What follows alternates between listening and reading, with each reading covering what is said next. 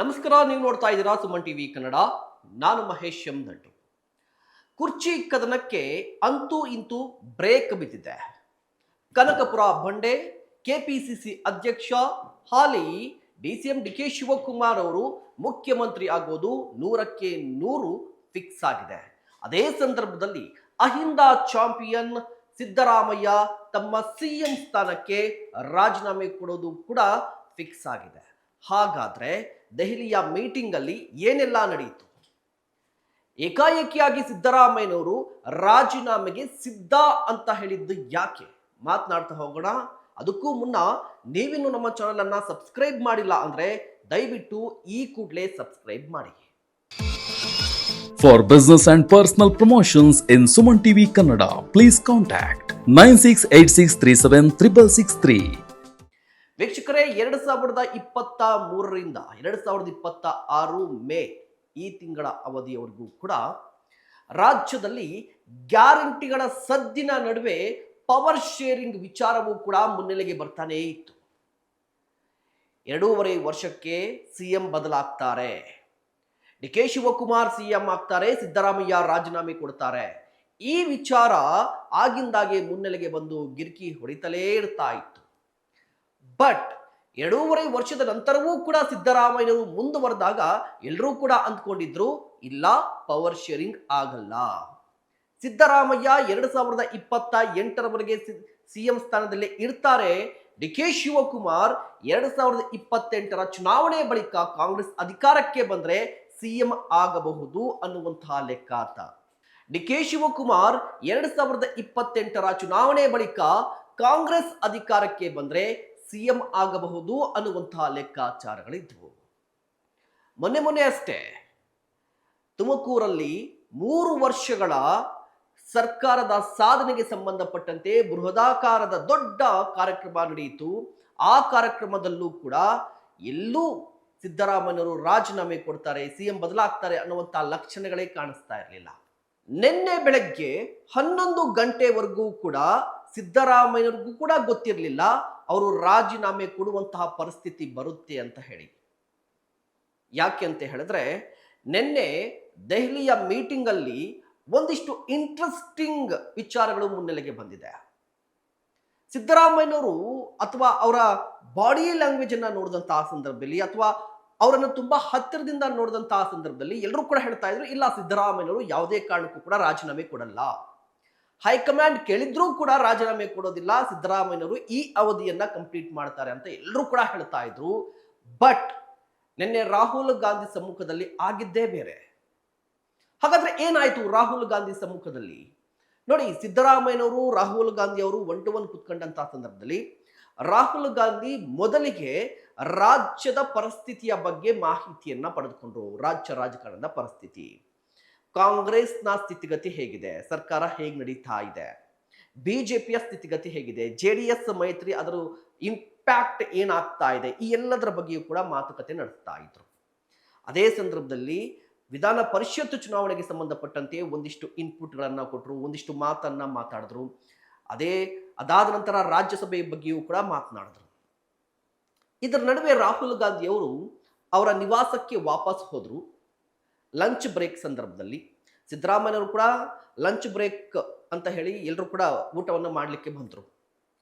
ಅಲ್ಲಿಯವರೆಗೂ ಈ ಸಿಎಂ ಬದಲಾವಣೆ ವಿಚಾರ ಮುನ್ನೆಲೆಗೆ ಬಂದೇ ಇರಲಿಲ್ಲ. ಯಾವಾಗ ರಾಹುಲ್ ಗಾಂಧಿ ಅವರು ತಮ್ಮ ನಿವಾಸಕ್ಕೆ ಹೋಗಿ ಸೋನಿಯಾ ಗಾಂಧಿ ಅವರನ್ನ ಭೇಟಿ ಮಾಡಿ ವಾಪಸ್ ಬಂದ್ರಲ್ವಾ, ಆಗ ಈ ಅಧಿಕಾರ ಹಂಚಿಕೆ ವಿಚಾರ ಮುನ್ನೆಲೆಗೆ ಬಂತು. ಅಲ್ಲಿಗೆ ಈ ಅಧಿಕಾರ ಹಂಚಿಕೆಯ ವಿಚಾರವನ್ನ ಮುನ್ನೆಲೆಗೆ ತಂದಿದ್ಯಾರು, ಪ್ರಸ್ತಾಪಿಸಿದ್ಯಾರು ಅಂತ ಹೇಳಿದ್ರೆ ಸೋನಿಯಾ ಗಾಂಧಿ ಅವರು. ರಾಹುಲ್ ಗಾಂಧಿ ಅವರು ಈ ಅಧಿಕಾರ ಹಂಚಿಕೆ ಬಗ್ಗೆ, ಸಿಎಂ ಬದಲಾವಣೆ ಬಗ್ಗೆ ಅಷ್ಟೊಂದು ಇಂಟ್ರೆಸ್ಟ್ ಆಗಿ ಇರಲಿಲ್ಲ. ಬಟ್ ಯಾವಾಗ ಅವರು ನಿವಾಸಕ್ಕೆ ಹೋದ್ರು, ಅಲ್ಲಿ ಸೋನಿಯಾ ಗಾಂಧಿ ಅವರು ಈ ಹಿಂದೆ 2016ರಲ್ಲಿ ಅದಾದ ನಂತರ ಡಿಕೆ ಶಿವಕುಮಾರ್ ಅವರು ತಿಹಾರ್ ಜೈಲಿನಲ್ಲಿ ಇದ್ದಂತಹ ಸಂದರ್ಭದಲ್ಲಿ ಈ ಗುಜರಾತ್ ಎಲೆಕ್ಷನ್ಗೆ ಸಂಬಂಧಪಟ್ಟಂತೆ ಡಿಕೆ ಶಿವಕುಮಾರ್ ಅವರು ಏನೆಲ್ಲ ಮಾಡಿದ್ರು, ಡಿಕೆ ಶಿವಕುಮಾರ್ ಅವರಿಗೆ ಸೋನಿಯಾ ಗಾಂಧಿ ಕೊಟ್ಟಂತಹ ಮಾತು, ಇದೆಲ್ಲವೂ ಕೂಡ ರಾಹುಲ್ ಗಾಂಧಿ ಅವರಿಗೆ ಸೋನಿಯಾ ಗಾಂಧಿ ಅವರು ಹೇಳಿದ್ರು. ಸೊ ಡಿಕೆ ಶಿವಕುಮಾರ್ ಅವರಿಗೆ ನಾನು ಮಾತು ಕೊಟ್ಟಿದ್ದೀನಿ, ಅದರ ಪ್ರಕಾರ ಈಗ ಪವರ್ ಶೇರಿಂಗ್ ಆಗಬೇಕು. ಜೊತೆಗೆ ರಣದೀಪ್ ಸಿಂಗ್ ಸುರ್ಜೇವಾಲಾ ಡಿ ಕೆ ಶಿವಕುಮಾರ್ ಅವರ ಫೇವರ್ ಆಗಿದ್ದಾರೆ. ಇವರು ಕೂಡ ಒಂದು ರಿಪೋರ್ಟ್ ಅನ್ನ ಕೊಟ್ಟಿದ್ದಾರೆ. ಆ ರಿಪೋರ್ಟಿನ ಪ್ರಕಾರ ನಾಯಕತ್ವ ಬದಲಾವಣೆ ಅನಿವಾರ್ಯ ಅನ್ನುವಂತಹ ವಿಚಾರಗಳು ಆ ರಿಪೋರ್ಟ್ ನಲ್ಲಿ ಇದೆಯಂತೆ. ಸೊ ಆ ರಿಪೋರ್ಟ್ ಅನ್ನ ಆಧರಿಸಿ ನಾಯಕತ್ವ ಬದಲಾವಣೆ ಮಾಡಬೇಕು ಅಂತ ಸೋನಿಯಾ ಗಾಂಧಿ ಅವರು ಹೇಳಿದ್ರು. ಆ ಮಾತನ್ನ ಕೇಳಿದಂತಹ ರಾಹುಲ್ ಗಾಂಧಿ ಅವರು ಮತ್ತೆ ವಾಪಸ್ ಬಂದ್ರು, ಇಂದಿರಾ ಭವನಲ್ಲಿ ಮತ್ತೆ ಮೀಟಿಂಗ್ ಅನ್ನ ಶುರು ಮಾಡಿದ್ರು. ಆಗ ರಾಹುಲ್ ಗಾಂಧಿ ಅವರು ಸಿದ್ದರಾಮಯ್ಯನವರಿಗೆ ಹೇಳ್ತಾರೆ, ನೀವು ರಿಸೈನ್ ಮಾಡಲಿಕ್ಕೆ ಸಿದ್ಧರಾಗಿ, ನೀವು ರಾಜೀನಾಮೆ ಕೊಡಿ. ರಾಜೀನಾಮೆ ಸಿದ್ದರಾಮಯ್ಯ ಕೂಡ ಶಾಕ್ ಆಗಿತ್ತು.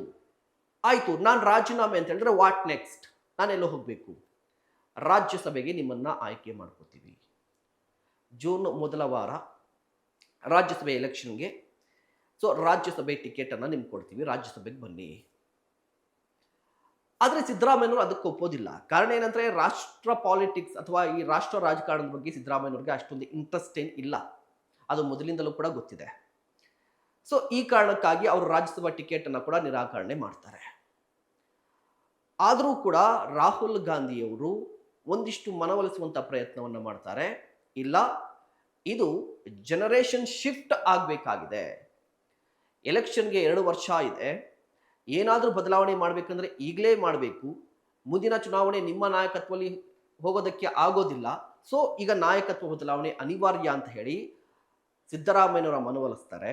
ಅದೇ ಸಂದರ್ಭದಲ್ಲಿ ಪ್ರಿಯಾಂಕಾ ಗಾಂಧಿ ಅವರು ಕೂಡ ಫೋನ್ ಇನ್ ಬರ್ತಾರೆ, ಅಂದ್ರೆ ಫೋನಲ್ಲಿ ಮಾತನಾಡ್ತಾರೆ. ಪ್ರಿಯಾಂಕಾ ಗಾಂಧಿ ಅವರು ಕೂಡ ಡಿ ಕೆ ಶಿವಕುಮಾರ್ ಅವರ ಪರವಾಗಿ ಬ್ಯಾಟ್ ಬೀಸ್ತಾರೆ. ಸೊ ಅಲ್ಟಿಮೇಟ್ ಆಗಿ ಸಿದ್ದರಾಮಯ್ಯನವರು ರಾಜೀನಾಮೆ ಕೊಡೋದಕ್ಕೆ ಒಪ್ಕೊಳ್ತಾರೆ, ಬಟ್ ಅಲ್ಲಿ ಹೇಳೋದಿಲ್ಲ. ಅವರು ಟೈಮ್ ಅನ್ನ ತೆಗೆದುಕೊಂಡು ಬಂದಿದ್ದಾರೆ. ಇವತ್ತು ಅಥವಾ ನಾಳೆ ರಾಜೀನಾಮೆ ಕೊಡ್ತಾರೆ ಅಂತ ಹೇಳಲಾಗ್ತಾ ಇದೆ. ಸೊ ಸಿದ್ದರಾಮಯ್ಯನವರು ರಾಜೀನಾಮೆ ಕೊಡ್ತಾರೆ, ಇದೆಲ್ಲವೂ ಸರಿ. What next?